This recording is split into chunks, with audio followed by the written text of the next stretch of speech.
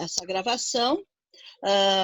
Peço a todos que coloquem os seus microfones mudos, né? Não, que desliguem seus microfones para não apresentar ruídos, e vamos agradecer então a professora e vamos começar a dar início à professora Reliane Aparecida Deulama para a sua palestra. Obrigada.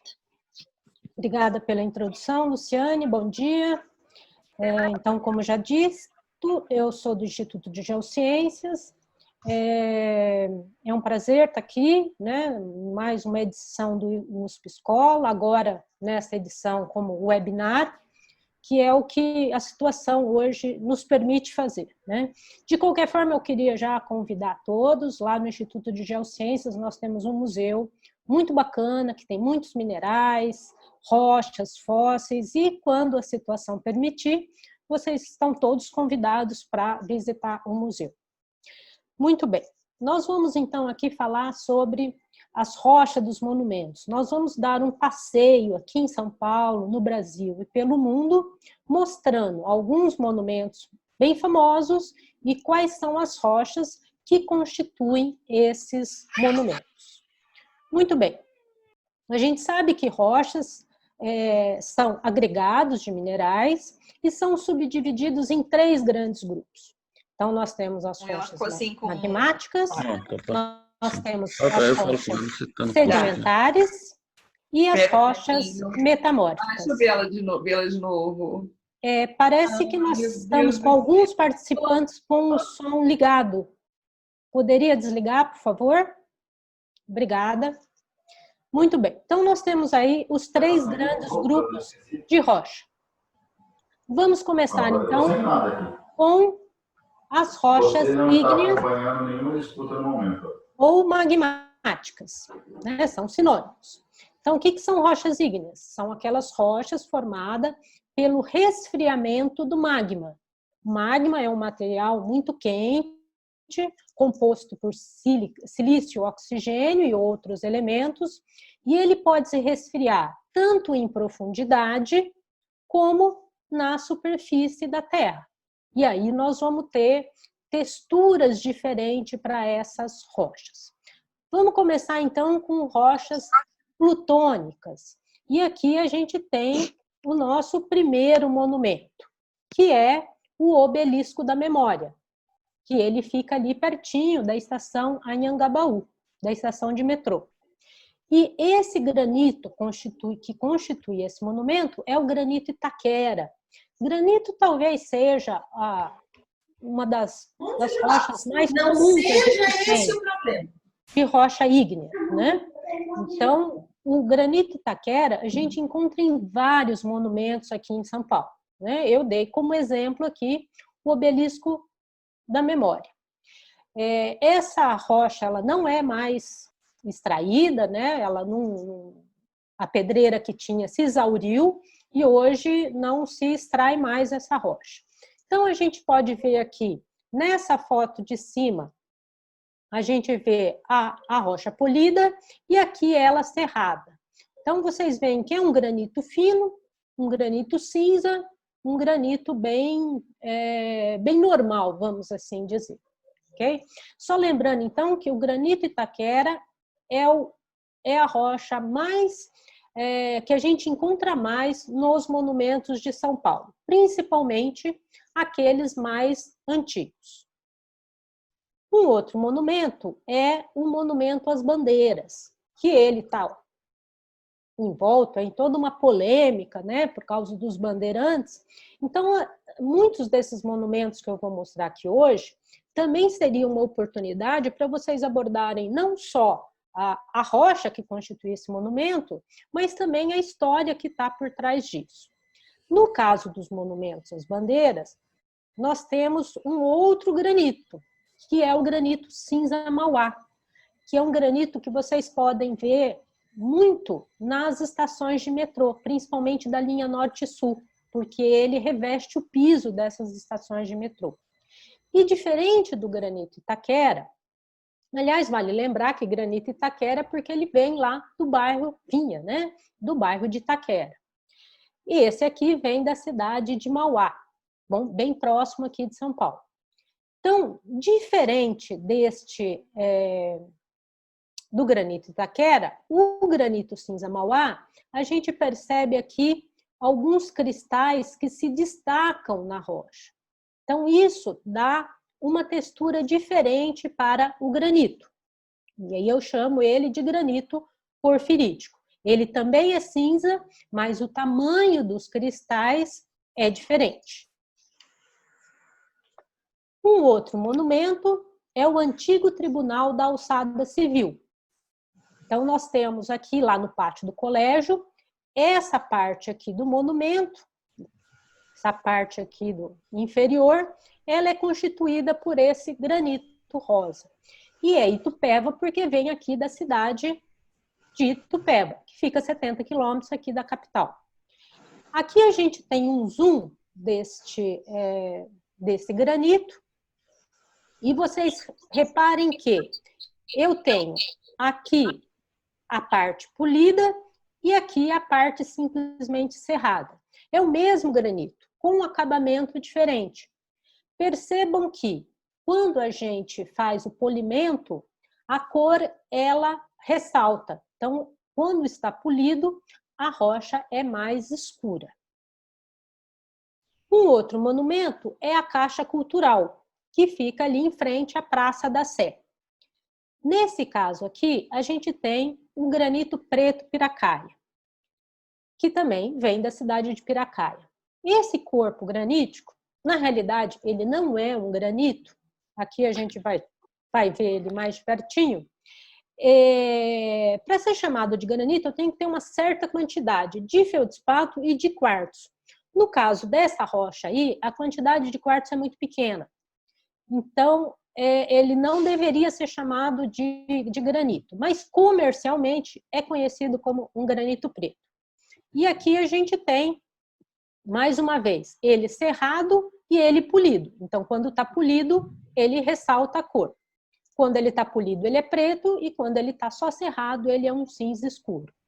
Existe também um corpo em Bragança, né? E às vezes até o pessoal fala granito preto Piracaia, granito preto Bragança.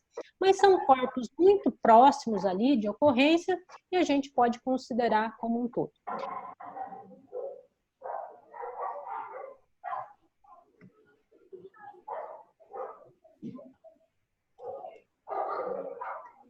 Elas vêm aqui do estado de São Paulo, né? Então são todas pedras paulistas. E o granito Itaquera é uma pedra paulistana. Vamos aqui ver. Ok. Agora um exemplo de rocha vulcânica. Até então a gente tinha rochas plutônicas. Aqui a gente tem o basalto, que é usado no calçamento do Centro Velho. Aqui a gente tem um exemplo aí do pátio do colégio, mas toda a área ali do Centro Velho você tem o basalto, que seria essa rocha preta que a gente tem aqui. Muito bem, vamos ver exemplos agora pelo mundo. Começando no Panteão, em Roma. Então, aqui a gente tem esse obelisco e essas colunas aqui são feitas de granito. Então, aqui um zoom desse granito vermelho aqui, e é um granito, ele é chamado granito de Assuã, que vem lá do Egito. E essas colunas aqui são constituídas pelo granito de Euforo, que também vem do Egito. Na época, o Egito era uma colônia do Império Romano e eles traziam essas rochas de suas diversas colônias. Reparem que a gente tem granitos de várias cores, com várias granulações. Um outro exemplo é o aqueduto de Segóvia, na Espanha, que também é constituído por blocos de granito. Agora, alguns exemplos de rochas vulcânicas, começando com o basalto. Essa aqui é em Ellora. Nós temos lá as cavernas de Ellora, que fica perto de Aurangabad, na Índia. E lá você tem uma série dessas cavernas constituídas de basalto e que foram esculpidas esses templos, né? Então, você tem lá templos budistas, hinduístas, jainistas. E no caso aqui, eu peguei uma dessas cavernas de exemplo. Então, tudo isso aqui é de basalto, isso aqui é um bloco de basalto, e aqui a gente vê a caverna. Então, foram tudo esculpido pelos monges entre os séculos 7 e 9. Aqui a gente tem um zoom do basalto. Então, o basalto é uma rocha vulcânica e a gente quase não consegue ver nada na superfície da rocha. Por quê? Porque essa resfriação ela foi muito rápida. Mais um exemplo de rocha vulcânica, a gente tem os moais da Ilha de Páscoa, que fica lá no meio do Pacífico. Então, esses moais, que são esculturas gigantes, elas são constituídas por tufo vulcânico. E aqui vocês têm aí um zoom dessa rocha. Lá na Ilha de Páscoa é uma ilha vulcânica e praticamente o que você encontra lá é só tufo vulcânico. Por isso que tudo lá é constituído por essa rocha. Mas tem também aqui, ó, o pucal. O pessoal às vezes chama, né, o chapéu do moai, né? Nesse caso aí é constituído por uma escória vulcânica de cor vermelha. E mais um exemplo aí de rocha vulcânica são os tufos vulcânicos de Goreme, na Capadócia. Então, nesse caso aqui, teve um evento vulcânico nessa região e depois você teve a deposição de todo esse material. E, mais tarde, o pessoal construiu tanto habitações como igrejas, esculpindo aqui diretamente nesses afloramentos. Então, aqui a gente tem um zoom desse tufo vulcânico. E aí a gente passa para as rochas sedimentares. As rochas sedimentares, elas são formadas quando nós temos as rochas expostas aqui na superfície, elas vão ser alteradas, elas vão ser intemperizadas. E com a geração desses fragmentos, desses grãos ou desses sedimentos, esses sedimentos eles são transportados para uma bacia de sedimentação. E então eles são depositados, são consolidados e formam as rochas sedimentares. Esse é um dos tipos de rochas sedimentares. O outro tipo, a gente tem íons dissolvidos em solução que vão se precipitar e formar as rochas químicas. Muito bem, vamos começar aqui o nosso primeiro exemplo de rocha sedimentar, é o obelisco, o mausoléu aos heróis de 32, e fica em frente ao Parque do Ibirapuera. Nesse caso aí, esse obelisco, ele é constituído por travertino. Às vezes as pessoas chamam de mármore travertino. Mas travertino não é mármore. Travertino é uma rocha sedimentar e é um calcário de água doce. Normalmente, um calcário ele é de ambiente marinho, ele se forma no mar. Mas no caso do travertino, é em águas doces, principalmente em águas termais. Então, o travertino é uma rocha sedimentar. Aqui a gente tem um zoom, né? E a gente pode ver que é uma rocha bastante porosa. Esse travertino, ele vem da Itália. A gente tem muita coisa lá no Centro Velho, que muitas edificações que foi usada essa rocha. E elas são todas oriundas da cidade de Tivoli, muito próximo a Roma, na Itália. Mais um exemplo de travertino é a prefeitura municipal. Vocês sabem que esse prédio aqui, ele foi construído para ser a sede das indústrias Matarazzo, e os Matarazzo eram italianos, então eles não só trouxeram uma rocha tipicamente italiana, e também contrataram um arquiteto italiano para construir esse prédio. Um outro exemplo é essa pia de água benta da Igreja do Carmo, que fica ali bem próximo à Praça da Sé. Esse calcário, ele é português, né? Ele é muito usado nos monumentos lá em Lisboa, é um calcário que ocorre próximo à cidade de Lisboa, e ele é um calcário fossilífero, né? Ou seja, a gente vê aqui muitos fósseis. Então, esse calcário é um calcário típico e é de ambiente marinho. E aí, nesse zoom, vocês podem ver vários desses fósseis. O Teatro Municipal de São Paulo, agora a gente tem o arenito. Agora não é mais uma rocha química, é uma rocha plástica. Então, esse arenito é o arenito Itararé. O Teatro Municipal, essa parte aqui, ó, a fachada frontal, que é constituída pelo arenito Itararé. Mas a gente tem também aqui no teatro outras rochas que vocês já viram aqui, ó. Essas colunas aqui é o granito rosa Itupeva. E essa parte aqui da escadaria e todo o embasamento do teatro é o granito Itaquera. Mas aqui a gente está nas rochas sedimentares, vamos focar então no arenito Itararé. E aqui a gente tem um zoom do arenito Itararé.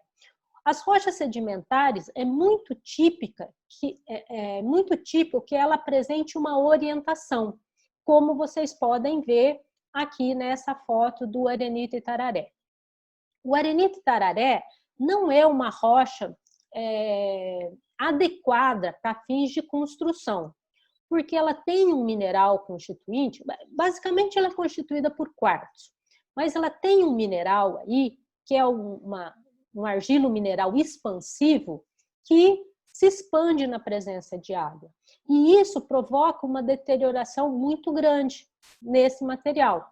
Por isso que a gente percebe, às vezes, que faltam alguns pedaços porque se desprenderam devido à expansão desses minerais. Mas na época que foi construído, não se tinha esses testes de caracterização tecnológica e por isso que foi usado. Um outro exemplo de arenito foram usadas nas igrejas das missões jesuíticas, lá no Rio Grande do Sul. Essa é em São Miguel Arcanjo, que é uma das mais bem preservadas, e aí a gente tem um arenito mais avermelhado, né? E não tem a presença dos argilominerais. Por isso, a durabilidade dele é muito maior. Aqui a gente tem um zoom, aqui a gente consegue ver bem essa estratificação, essa orientação, que é devida à deposição desses sedimentos na época da formação dessa rocha. Em arenito também é o suporte das pinturas rupestres da Serra da Capivara, lá no Piauí. Então, a gente tem essas pinturas rupestres maravilhosas, né? Aqui a gente vê, esse aqui é o símbolo do parque, né? Que tem a capivara mãe, a capivara filho aqui. Então, o arenito seria o suporte dessas figuras. A gente tem tanto o arenito com a granulação média e a gente também tem níveis mais conglomeráticos, ou seja, eu tenho a presença de seixos, que inclusive eles usam esses seixos até para fazer as pinturas. Nesse caso aqui, se o arenito foi o suporte, foi a tela dessa pintura, a tinta aqui foi óxido de ferro. Então, existem camadas aí muito ricas em óxido de ferro, e é justamente esse óxido de ferro que serviu como pigmento para essas pinturas. Aqui nós temos Salvador, a igreja São Francisco de Assis, e nós temos essa fachada aqui, nessa fachada frontal, feita de arenito. Essa igreja, principalmente essa fachada, né, é considerada uma das maravilhas do barroco, lá em Portugal. Né? Salvador, a gente vai ter muito a presença do calcário Liós, que vem lá de Portugal. E tem também beach rocks, que são aquelas rochas que a gente encontra na praia. Mas essa igreja, não é muito comum você ter esse arenito lá, mas essa igreja você encontra, e ela se destaca por toda essa ornamentação. Vamos ver agora alguns monumentos no exterior. Então, começando aqui com o calcário, uma rocha química. Essa aqui são as pirâmides, lá do Egito, e eu coloquei essa foto aqui para vocês verem que as pirâmides são muito próximas aqui às cidades, né? E aqui eu vou dar um zoom dessa rocha. Olha só o que acontece. A rocha está se alterando. O calcário é uma rocha que se solubiliza muito rápido, principalmente quando a gente tem ambientes poluídos e daí a gente tem a chuva ácida, né? Então acaba alterando a rocha, acaba solubilizando a rocha, como vocês podem ver nesse bloco aí. Ele era um bloco quadrado que agora ele acaba ficando mais arredondado. Um outro calcário a gente encontra em Verona, no norte da Itália. Então, nessa arena aqui, foi usado o Rosso Verona. Então, aqui a gente tem um zoom dessa rocha. A gente encontra bastante dessa rocha, até hoje ela é extraída, né? E aqui em São Paulo é bem comum a gente encontrar essa rocha. É rosso porque é vermelho do italiano, né? E Verona porque vem da cidade de Verona. E nessa rocha a gente encontra essas conchas, esses amonites que podem chegar aí até 30 centímetros, né? Normalmente é menor, mas você tem esses amonites de dimensões bem grandes. Em Verona, tudo lá você encontra essa rocha. Até nos paralelepípedos das ruas, você encontra essas rochas. Então, você anda pelas ruas e vai mapeando todos os fósseis que encontram lá. Outro exemplo é o Coliseu de Roma. E nesse caso aqui, ele é constituído de travertino, né? Lembra do travertino aqui da prefeitura ou do obelisco do Ibirapuera? Então, o travertino é uma rocha muito típica ali de Roma. Muitos monumentos de Roma, você encontra o travertino. Então, aqui a gente pode ver bem o travertino. Teve uma época, depois da queda do Império, o pessoal começou a utilizar esse travertino do Coliseu para construir outras coisas, né? Inclusive a igreja Santo Agostinho, lá em Roma, todo o travertino que tem lá veio do Coliseu. E por isso eles tiveram que construir algumas partes aqui em tijolos para poder recuperar. O travertino também ocorre lá na Hungria. Então, no Parlamento de Budapeste, foi utilizado essa rocha. O travertino tem várias regiões que produzem no mundo. A mais conhecida é Tivoli, lá na Itália. Tem também lá na Turquia. E a Hungria também é um grande produtor. Vamos agora às rochas clásticas. Aqui a gente tem o templo de Abu Simbel, lá no Egito. Esse templo tem toda uma história aí que ele teve que ser transladado porque ele seria inundado pela construção da represa de Assuã.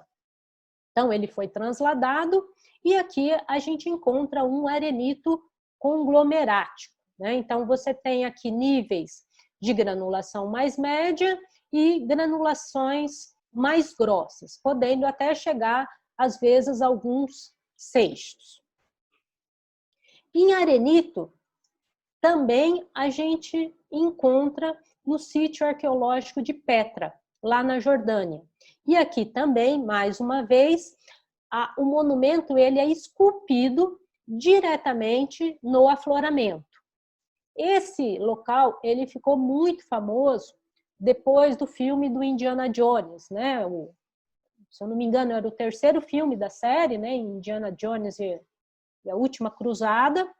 Você tem lá o pai do Indiana Jones por um desfiladeiro e chega num templo. Esse que é o local, né? Então, tudo lá é esculpido diretamente no afloramento. É um arenito vermelho e a gente consegue ver bem também a estratificação dessa rocha. Em arenito também constitui Stonehenge, em Salisbury, na Inglaterra. Então, esse monumento ele é bem famoso, né? Tem toda uma parte mística aí, envolvida nele, mas o fato é que esses grandes monólitos são constituídos por arenito, que é local, é um local próximo ali. E as rochas do círculo interno é uma rocha ígnea que vem lá do país de Gales, que está a mais de 200 quilômetros daí. E mais um exemplo aqui, arenito também, é o portão de Brandenburgo, em Berlim, na Alemanha. Então, na época que você tinha o muro que dividia a cidade de Berlim em duas, né, o muro ficava bem atrás aqui desse portão. Né? Então, é um símbolo, é um monumento bem significativo para os alemães. Né? Então, mais um exemplo aí de arenito. E, por fim, as rochas metamórficas. Então, o que é uma rocha metamórfica?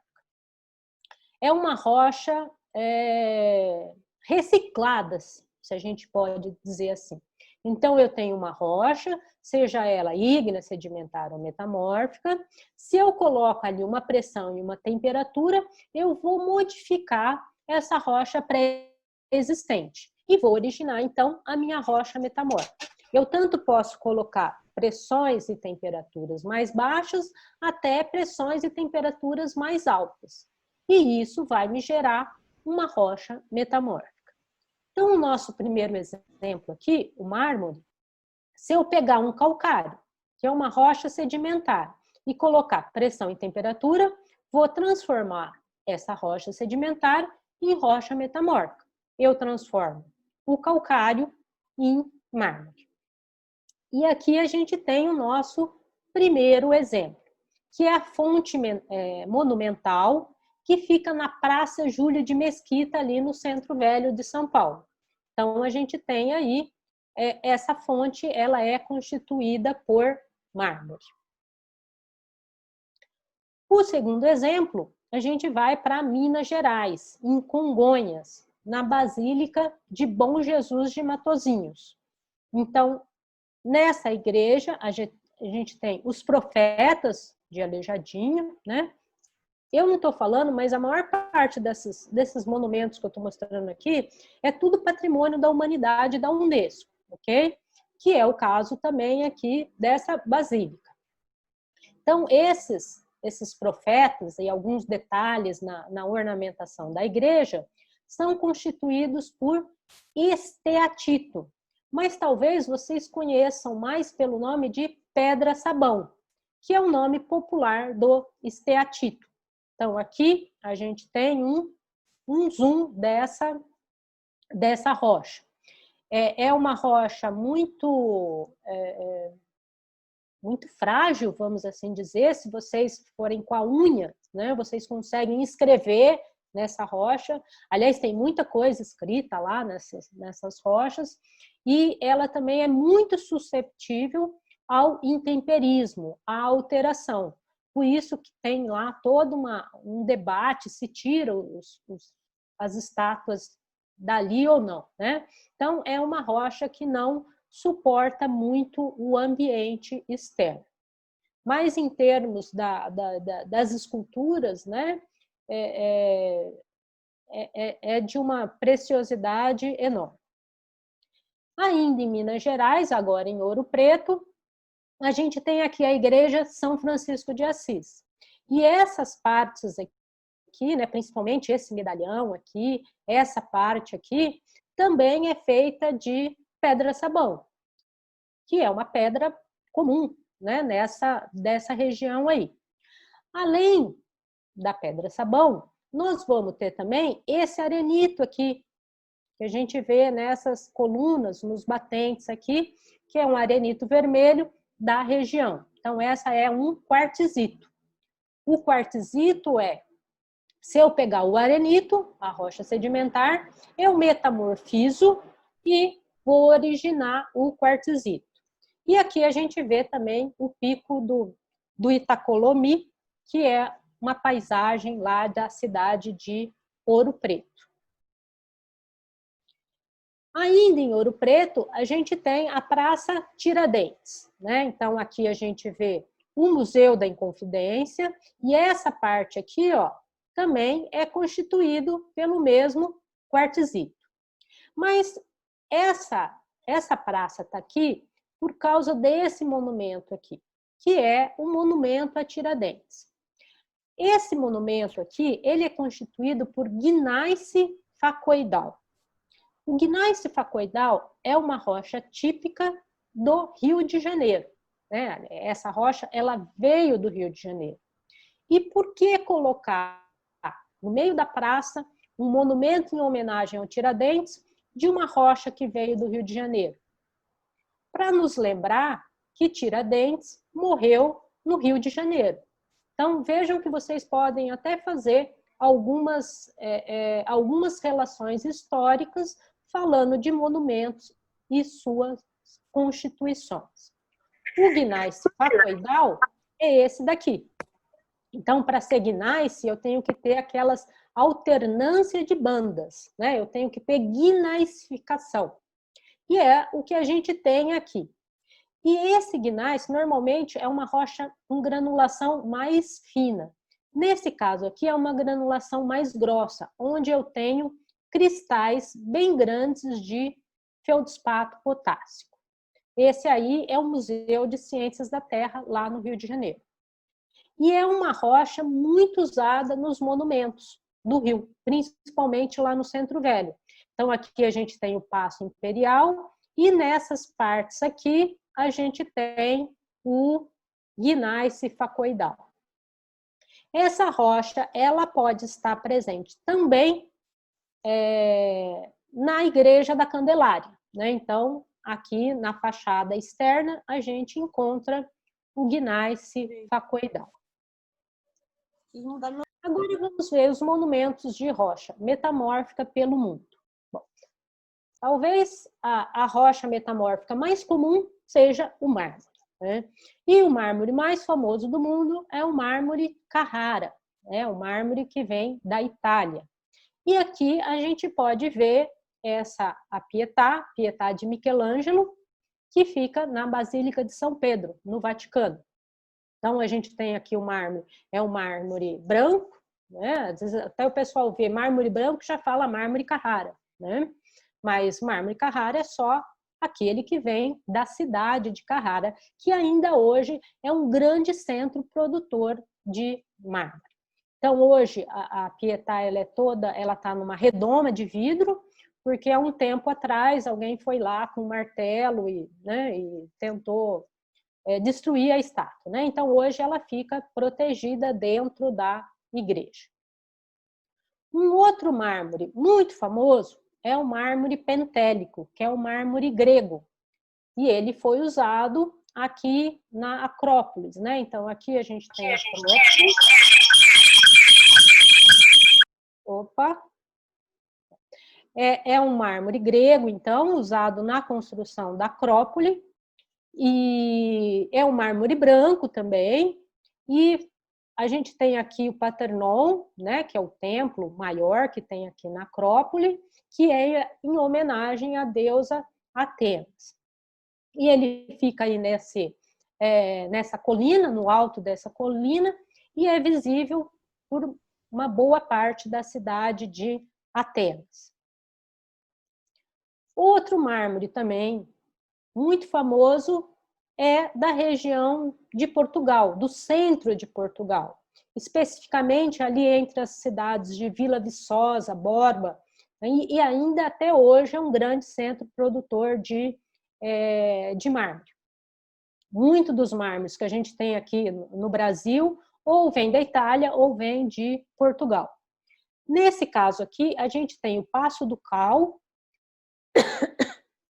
lá em Vila Viçosa, que hoje é um museu, e é a Casa de Bragança. Então, tem toda uma relação aí com a história do Brasil. Os mármores dessa região de Portugal, a gente tem várias cores. No caso aqui, é um mármore cinza que foi utilizado para revestir esse palácio. Esses mármores de Portugal foram usados aqui em Mérida, né? Mérida foi uma cidade na época do Império Romano, era uma colônia do Império Romano, e nas colunas aqui desse teatro foram usados os mármores da região de Vila Viçosa. Nesse caso aqui também são mármores cinza. Vindo aqui agora para a América, a gente vai ter mármore no Memorial Lincoln, na cidade de Washington. Não sei se vocês estão, dá para reconhecer isso aqui, mas a construção foi inspirada no Parthenon, lá de Atenas, né? Então, a configuração aí do prédio foi inspirada no Parthenon. Então, esse aqui é um mármore americano, né?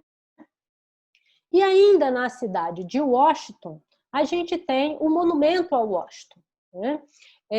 E nesse monumento aqui, foram utilizados 3 tipos de mármores, de 3 cidades diferentes, né? Eles começaram a construir esse monumento, aí faltou dinheiro, né? Sim, os Estados Unidos também, às vezes, pode ter problema de dinheiro, né?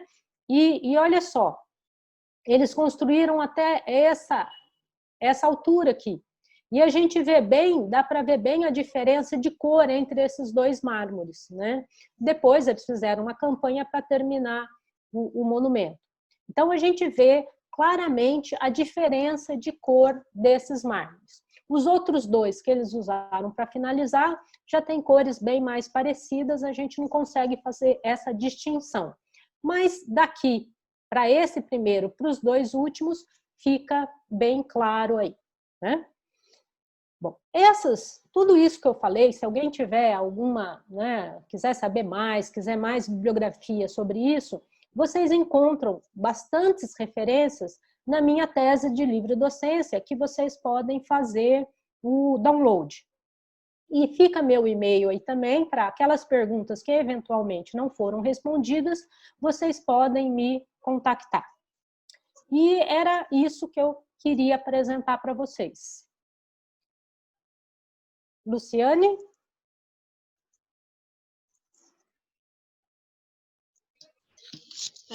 Bom, obrigada, professora Eliane, né? Nós temos algumas questões, né, que o pessoal foi colocando no chat, né? Sim. Uma delas é do André Santos, né? Qual o nome certo do granito preto piracaia? Como se dá a formação do travertino em águas termais, né? E será que você poderia explicar o processo? Tá? Essas são as 2 perguntas do André. Você quer ir respondendo as perguntas ou quer que eu faça todas e depois você tenta... Não, eu vou respondendo, é mais fácil, né? Que senão eu vou esquecer, eu vou ter que anotar e vai demorar mais. Não, tudo bem, tá bom. Então essa é do André. Uhum. Ok. André, o granito preto, né, que é um nome comercial, ele se chama monzonito, né? E em termos de classificação de rochas ígneas, a gente tem lá o triângulo, ele fica na base direita do triângulo de classificação de rochas ígneas. Então, é uma rocha formada, tem muito plagioclásio, anfibólio, piroxênio e biotita. E um pouquinho quartzo, um pouquinho feldspato potássio. Então, é um monzonito, tanto de Piracaia como de Bragança.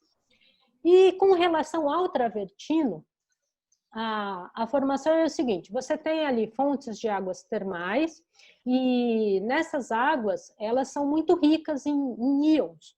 E esses íons podem ser constituídos de carbonato e de cálcio. Então, quando você tem lá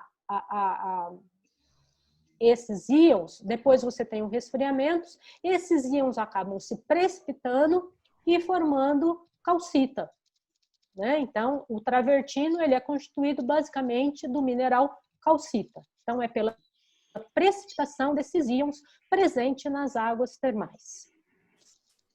Bom, Ah, a outra é da Rita Santos. Dentre as rochas apresentadas, quais sofrem mais e quais sofrem menos a ação dos fenômenos naturais? E como são realizadas as restaurações dos monumentos? Bom, Rita, se a gente puder generalizar, assim, a gente fala assim, bom, as rochas sedimentares são aquelas que se alteram mais fáceis, né? Mas é só uma generalização mesmo. Porque, por exemplo, quando a gente pega o arenito, as rochas sedimentares dependem muito do cimento, né, que vai cimentar aqueles sedimentos. Se a gente tem um cimento duro, como por exemplo sílica, você vai ter uma rocha super dura. Se você tem um cimento que é carbonato de cálcio, por exemplo, calcita, ela já vai se alterar mais fácil. Então, para resumir, a alteração ela vai depender dos minerais constituintes. Então, se eu pego minerais que solubilizam rápido e mais fácil, elas alteram primeiro. Então, se eu pegar tanto mármore como calcário, como carbonatito, que existem rochas carbonáticas ígneas também, elas se alteram mais fácil do que um granito, do que um gneiss. Então, vai depender muito dos minerais constituintes. Em termos de restauração, isso aí é um processo bastante complexo, que primeiro você vai ter que ali estudar o que está acontecendo com essa rocha, por que ela está alterando ali? É uma propriedade intrínseca? É um fator externo? E com base nisso você vai poder fazer um projeto de restauração para fazer isso aí. O Teatro Municipal, por exemplo, eu disse a vocês, é uma rocha ali que ela não é adequada para ser usada nas construções e já ocorreram ali 2 restaurações, Por quê? Porque a rocha ela começa a desprender pedaços ali, E aí o pessoal, quando desprende um pedaço muito grande, vai ali e acaba substituindo, Mas é um problema eterno ali de conservação. Se você usa uma rocha sã para construir o seu monumento com uma composição adequada, você não vai precisar se preocupar com restauração. A Rosiane Gouveia perguntou daquela rocha que parecia com formato de concha, porque ele tinha esse formato, na realidade. O que apareceu que era uma concha mesmo era um fóssil, Então, assim, o calcário, como ele se forma em ambientes marinhos, ali você tem muitas conchas. E na época da formação dessa rocha, esses fósseis acabam sendo englobados ali na formação da rocha. Então, não é formato de concha, é uma concha mesmo, Uhum. A Naira, a Eliane perguntou qual a rocha dos monumentos de Machu Picchu. Machu Picchu é granito, Então ali você tem aquela montanha ali, onde você tem Machu Picchu, ali é granito. Inclusive você tem locais ali da antiga pedreira, que o pessoal usou para tirar os blocos e construir Machu Picchu. A Nara perguntou do que as rochas são feitas quimicamente falando. Bom, quimicamente falando, a gente pode, de novo, generalizar e falar, são silicatos. Só que aí não corresponde para as rochas carbonáticas. Então, se a gente pegar, por exemplo, o granito é constituído por quartzo, feldspato e mica. Então, são minerais silicáticos. Então, eu tenho silício, oxigênio, aí depois eu vou ter magnésio, ferro, cálcio, sódio, eu vou ter esses elementos. Agora, em rochas carbonáticas, eu vou ter praticamente carbono, oxigênio, cálcio e ou magnésio. Bom, gostaria que você pudesse falar da região do Espírito Santo e os impactos ambientais gerados na extração dessas rochas, da Eliane. Bom, Espírito Santo, a gente tem muito mármore lá, só que tem granito também, O Espírito Santo é um grande polo produtor de rochas ornamentais. principalmente ali Cachoeiro do Itapemirim, você tem grandes feiras de rochas ornamentais, né, ali nessa região, né? Em termos de impacto ambiental, isso é inevitável. Na realidade, toda vez que você tem um empreendimento mineiro, você precisa, na hora que você vai obter, fazer o pedido para fazer isso, você já tem que ter um plano de recuperação ambiental. A gente tem vários exemplos, não só no Brasil, como no mundo afora aí, que depois o pessoal acaba aproveitando essa área e dando um outro uso, principalmente para lazer da população. Então, se a gente pegar, por exemplo, Curitiba, a gente tem lá a Ópera do Arame, né? Ali é uma antiga pedreira, que acabou dando um fim social para a região. Lá na cidade de Braga, por exemplo, você tem a antiga pedreira lá, eles aproveitaram o terreno e fizeram um campo de futebol, né? Então, você tem como recuperar essas áreas após o término das atividades minerárias.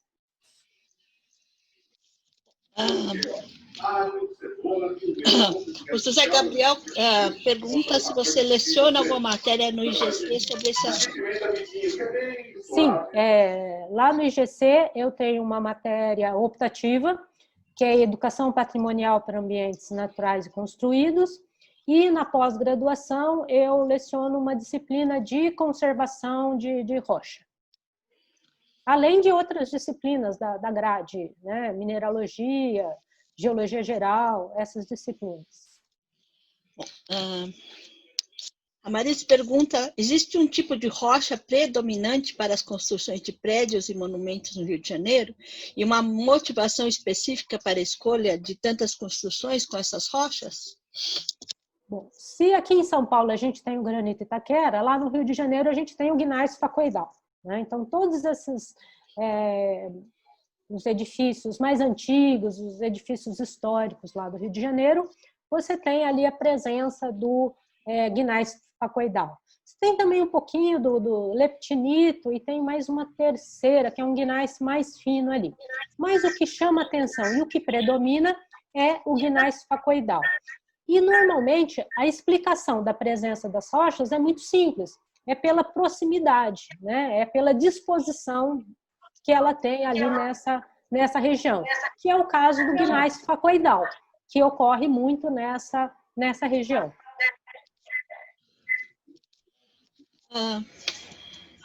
O Tiago pergunta se há possibilidade de fazer essas visitas por meio dos monumentos, usando os recursos digitais, e quais são esses recursos, ou se há uma opção de links de acesso para essas visitas, porque ele está interessado em fazer essas visitas com os alunos. Olha, assim, não sei, acho que talvez ele esteja perguntando aqui em São Paulo, né? Mas independente de onde for, nós temos muitas cidades hoje aqui no Brasil onde você tem roteiros geoturísticos, né?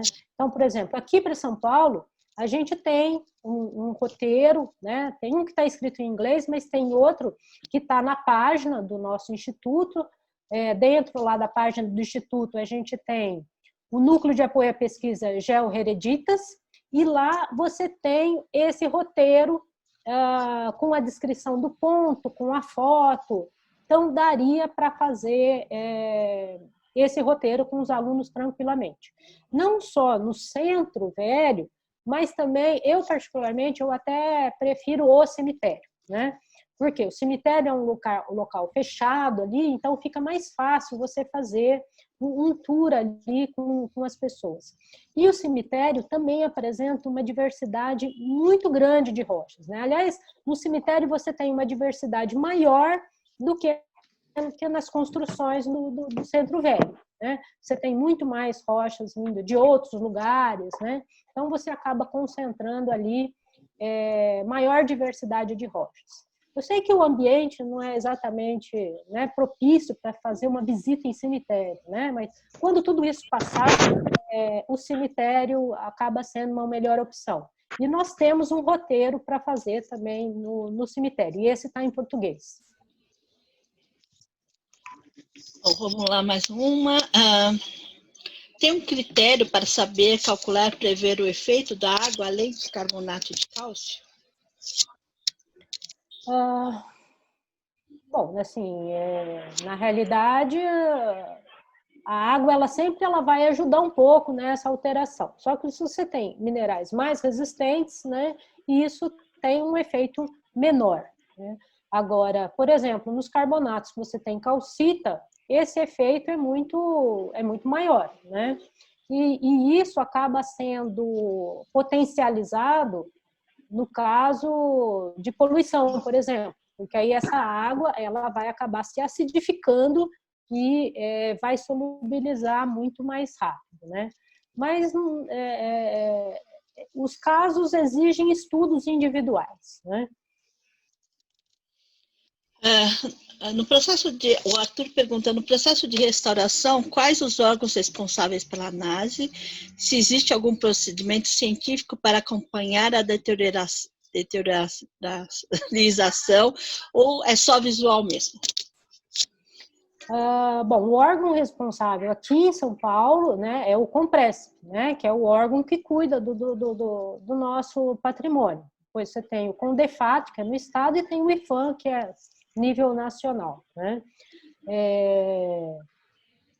Você pode fazer um acompanhamento, né, desses monumentos, porque assim é mais fácil você detectar o problema no começo e tentar fazer uma intervenção do que deixar passar muito tempo, e isso pode ter operações muito mais invasivas que, né, seria prejudicial. Então, você fazer uma manutenção é muito mais mais viável do que você esperar chegar numa situação muito crítica.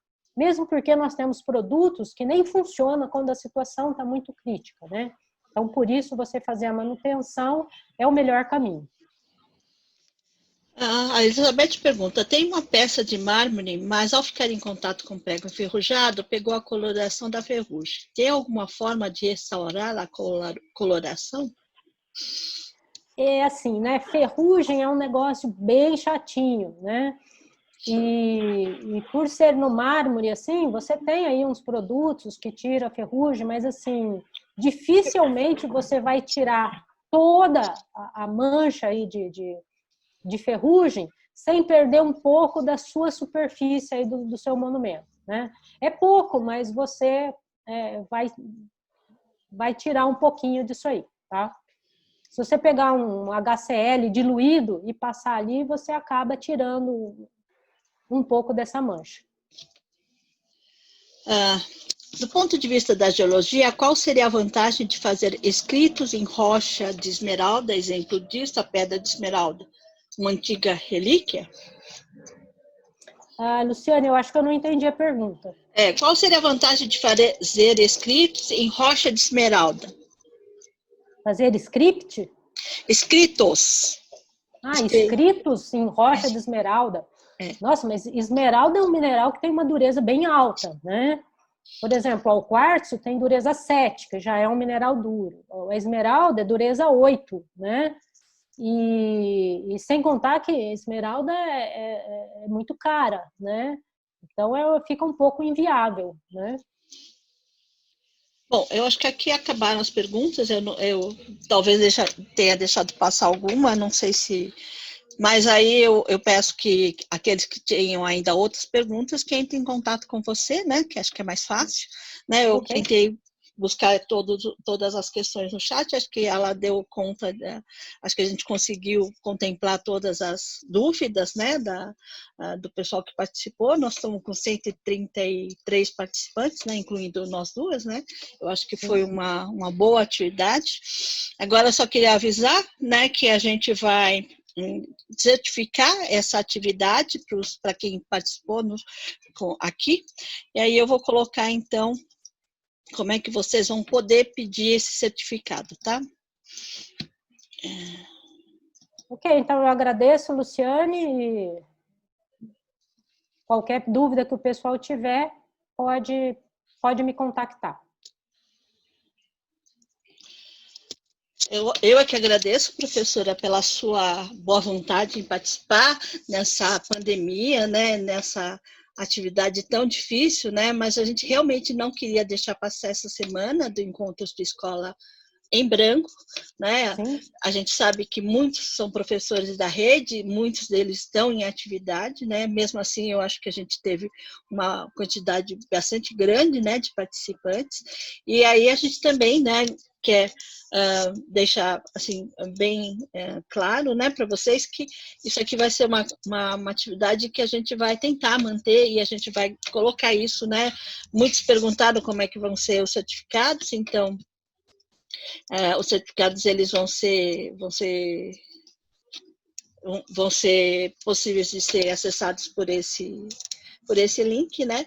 E aí nós também vamos enviar uma certificação, lógico, pela sua participação, né? E aí a gente agradece e espera contar com a sua presença em outras oportunidades. Com certeza. É isso. Obrigada. Boa semana. Muitos agradeceram aqui, né, durante o chat. Muitos adoraram a sua palestra, alguns acho que parece que foram seus alunos, né? Aí um até foram falou contratados. Foram contratados.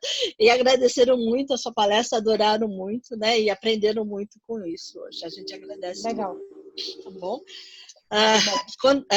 Lembrando que essa palestra está sendo gravada e provavelmente ao final do dia de hoje a gente vai tentar colocar já no site, se não tiver hoje, amanhã provavelmente já está acessível no site, né, para todos, e aí a gente realmente agradece. Muito obrigada. Eu que agradeço.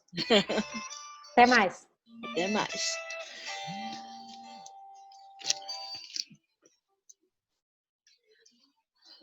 Bom, pessoal, então eu vou encerrar a sala.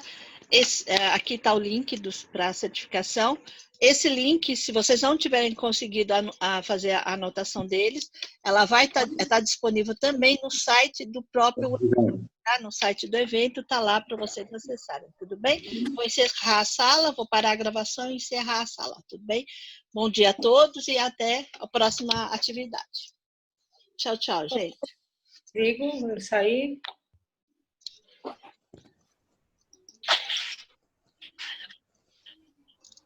Como já saiu? Tem embaixo dizendo, sair.